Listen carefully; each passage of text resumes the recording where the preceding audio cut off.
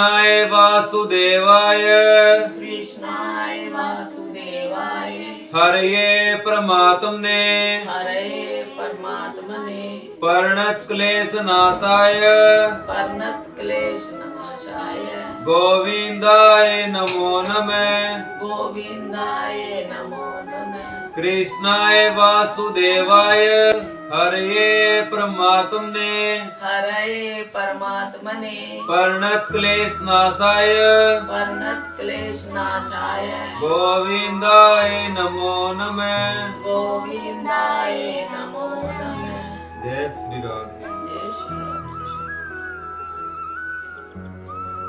दूसरों के दोषों का विचार श्री कृष्ण दर्शन में विघ्न करता है। वृद्धि में जब तक असूया मत्सर होगा तब तक ईश्वर का चिंतन नहीं कर सकेंगे। भगवान का दर्शन सब में करना है। यदि जीव सब में ब्रह्म का दर्शन करे तो वह कृतार्थ होता है। जिसकी बुद्धि असूया रहित होती है वह अत्रि बनता है। तत्पश्चात दत्तात्रेय पधारते हैं। जीव तीन गुणों का त्याग करके निर्गुणों बने और बुद्धि असूया रहित बने तब ईश्वर प्रकट होते हैं। प्रभु के स्मरण से बुद्धि जागृत होती है। असूया ईश्वर के मार्ग में आगे बढ़ने में रुकावट करने वाली है। असूया ज्ञान शक्ति के मार्ग में रुकावट करती है। इसलिए किसी से असूया मत करो। जब बुद्धि अनसूया बनती है तब तक ईश्वर का चिंतन कर सकती है। अनसूया महान पतिव्रता है। एक बार देव ऋषि नारद कैलाश में आए। शंकर समाधि में थे। पार्वती जी पूजन कर रही थी। पार्वती जी ने नारद जी को प्रसाद दिया। नारद जी कहते हैं कि लड्डू बहुत सरस है। आज आपके हाथ का प्रसाद मिला है, परंतु उस अनसूया के घर के लड्डू आपके लड्डू से श्रेष्ठ हैं। पार्वती जी पूछती है कि यह अनसूया है कौन? नारद जी कहते हैं कि आप पतिव्रता है मगर अनसूया महान पतिव्रता है। पार्वती के मन में ईर्ष्या उत्पन्न हुई। अनसूया मुझसे भी बढ़कर है। श्री शंकर जब समाधि से जागे तो पार्वती ने वंदन किया।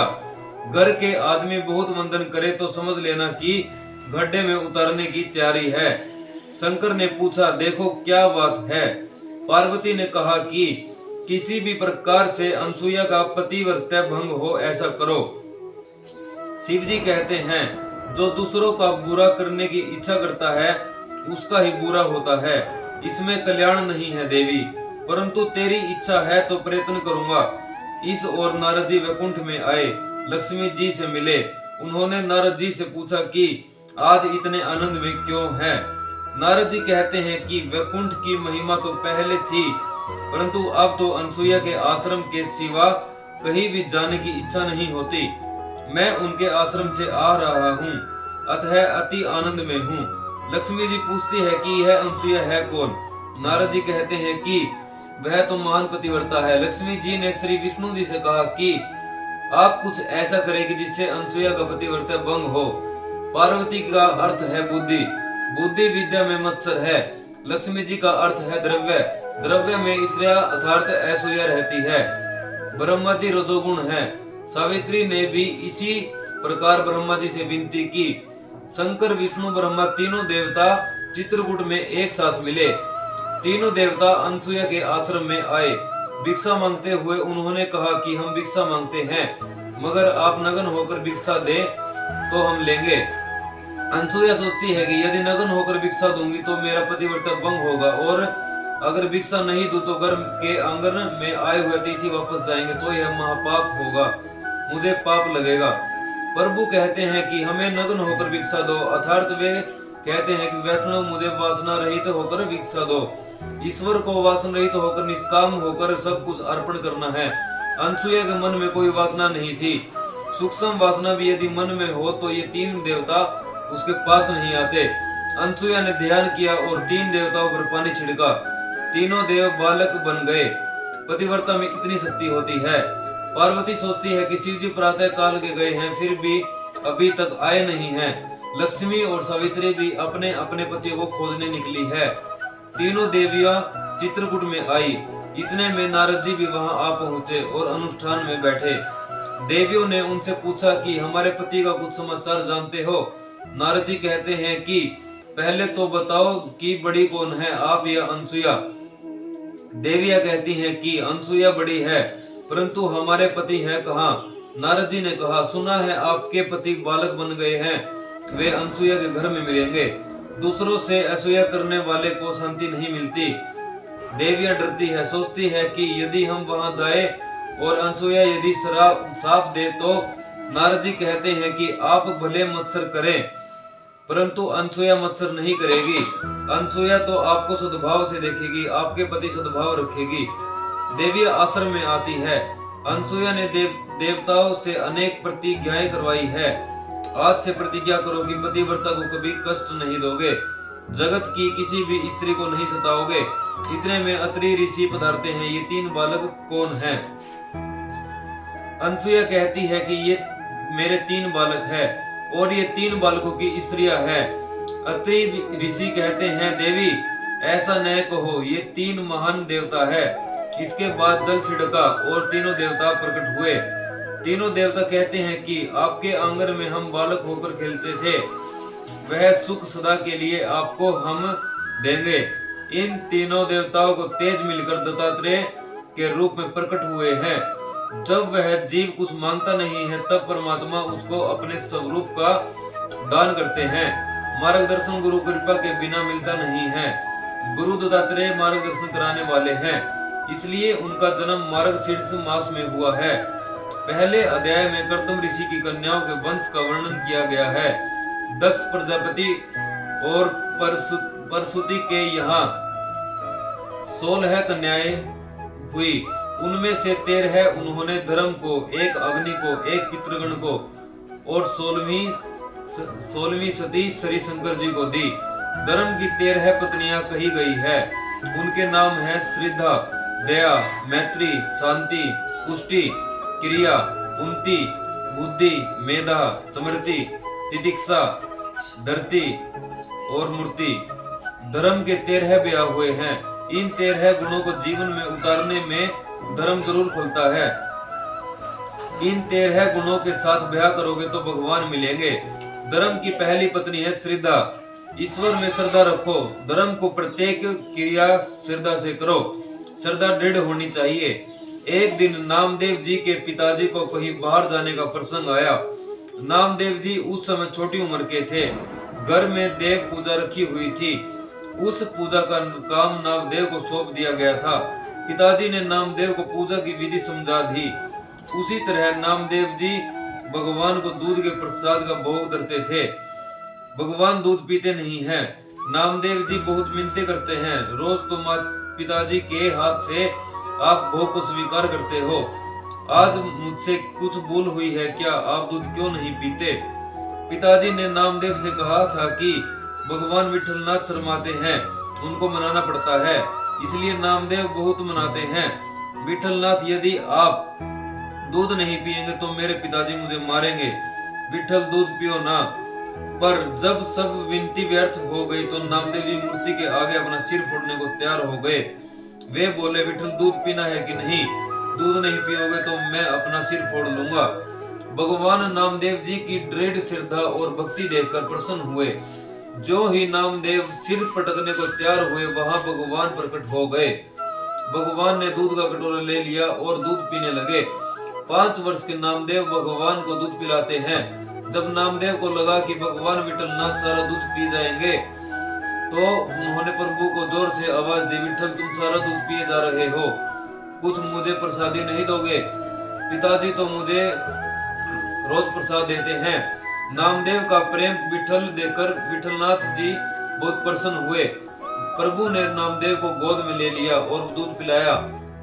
दृढ़ श्रद्धा भक्ति से, दृढ़ प्रेम से जड़ भी चेतन बनता है। जीव मात्र के साथ मैत्री रखो। श्रीधर स्वामी ने कहा है, सबके साथ मैत्री रखना तो शक्य नहीं है, पर यदि सबके साथ मैत्री न हो सके तो कोई हर्ज नहीं, मगर किसी के साथ वैर मत करो। किसी से वर न करना भी मैत्री करने के सम्मान है। धर्म की 13 पत्नी है मृत्यु, मूर्ति, और उनके घर नर नारायण प्रकट हुए हैं। नारायण के माता पिता मूर्ति और धर्म है। मूर्ति से प्रेम रखो। जो मूर्ति को माता और धर्म को पिता मानेंगे, उनके यहाँ नारायण का जन्म होगा। बद्री नारायण भगवान साल में एक बार मूर्ति देव से मिलने के लिए आते हैं। धर्म पिता है और मूर्ति माता है। यदि धर्म का बराबर पालन करोगे तो तुम्हारे घर नारायण प्रकट होंगे। दक्ष प्रजापति की छोटी कन्या सती का विवाह शिवजी के साथ हुआ है। दक्ष प्रजापति ने शिवजी का अपमान किया, इसलिए सती ने अपना शरीर यज्ञ में भस्म कर दिया। भगवान शंकर महान है, सचराचर जगत के गुरु है। संत ज्ञानेश्वर जी ने ज्ञानेश्वरी में कहा है, जगत में जितने धर्म संप्रदाय है उनके आदि गुरु श्री शंकर है। गुरु किए बिना मत रहो। सभी मंत्रों के आचार्य शिवजी है, इसलिए उनको गुरु मानकर मंत्र दीक्षा लेनी चाहिए। विदुर जी पूछते हैं, देवों में सबसे श्रेष्ठ शिवजी के साथ दक्ष प्रजापति ने वैर किया। इस बात को सुनकर बहुत आश्चर्य होता है। यह कथा मुझे विस्तार से सुनाइए। मैत्रेय जी कहते हैं, प्राचीन काल में प्रयागराज में बड़ा ब्रह्म सत्र हुआ है। त्रिग्रही का योग जब होता है तब कुंभ होता है। गरुड़ जब अमृत लेकर जा रहा था तब चंद्र, सूर्य और गुरु इन तीनों ने अमृत कुंभ की रक्षा की थी। ज्ञान और भक्ति जब मिलते हैं तब मानव समाज में सुख और शांति होती है। प्रयागराज में बड़ा ब्रह्म सत्र हुआ। सभा में शिवजी अध्यक्ष के स्थान पर थे। उस समय दक्ष प्रजापति वहां आए। जहां भी मनुष्य बैठा हो वहां भक्ति करे, वह उत्तम भक्त है। शिवजी महाराज भगवान नारायण का ध्यान कर रहे थे। सभा में कौन आया है और कौन गया, इसका उनको भान नहीं था। दक्ष वहां आए। दूसरे देवों ने उठकर उनका सम्मान किया, परंतु शिवजी खड़े नहीं हुए। उस समय क्रोध में आकर दक्ष ने शिवजी की निंदा की। श्रीधर स्वामी ने तो निंदा में से भी स्तुति के अर्थ निकाले हैं, अर्थात इन निंदा के शब्दों में से शिवजी की स्तुति रूप अर्थ निकाले हैं। श्रीमद् भागवत पर सबसे उत्तम टीका श्रीधर स्वामी की मानी गई है। वे नरसिंह भगवान के भक्त थे। दशम स्कंद में श्री कृष्ण की शिशुपाल ने निंदा की है, उसका श्रीधर स्वामी ने स्तुति परक अर्थ किया है, क्योंकि निंदा सुनने से भी पाप लगता है। निंदा नरक के समान है। जो व्यक्ति उपस्थित न हो उसके दोषों के वर्णन का निंदा कहते हैं। शिवजी की निंदा भागवत जैसे ग्रंथ में शोभास्पद नहीं है। दक्ष प्रजापति ने निंदा करते हुए कहा, शिव शमशान में रहने वाला है, परंतु यह तो स्तुति रूप है। सारा जगत शमशान के समान है। काशी शमशान है, देह भी शमशान है, घर भी शमशान है। इस तरह शमशान का अर्थ है सारा जगत, अर्थात शिवजी संसार की हर चीज में विराजे हुए हैं। सारा जगत शमशान रूप है और शिवजी जगत के प्रत्येक पदार्थ में व्याप्त है, इसलिए वे व्यापक ब्रह्म स्वरूप है। जगत के प्रत्येक चीज में शिव तत्व है, ब्रह्म तत्व व्यापक है। भगवान शंकर आशुतोष है। शिवजी के दरबार में हरेक को प्रवेश मिलता है। ऋषि, देव, दानव और भूत पिशाच भी आते हैं। शिवजी का दरबार सबके लिए खुला रहता है।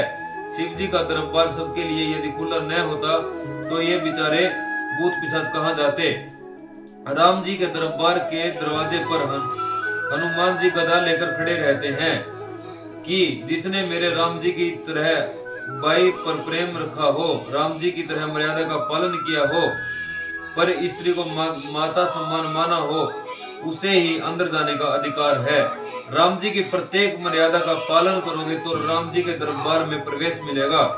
इस प्रकार का बर्ताव न हो तो हनुमान जी गदा मारकर बाहर निकाल देते हैं। राम जी राजाधिराज है, उनके दर्शन रात्रि के 12 बजे के बाद नहीं होते। शिव जी के दर्शन जिस समय चाहो उसी समय हो सकते हैं। शिव जी कहते हैं कि तुझे जब भी समय मिले तब आ, मैं ध्यान धरकर बैठा हूँ। कृष्ण के दरबार की बात दशम स्कंद में आती है। कन्हैया कहता है मेरे दरबार में आना हो तो साड़ी पहननी पड़ेगी, नाक में बाली पहननी पड़ेगी। वह कहता है कि मेरे दरबार में आना हो तो गोपी बनो, गोपी बनकर आओगे तो मेरे दरबार में प्रवेश मिलेगा। जिसकी अपेक्षा कम होती है वह उदार बन सकता है।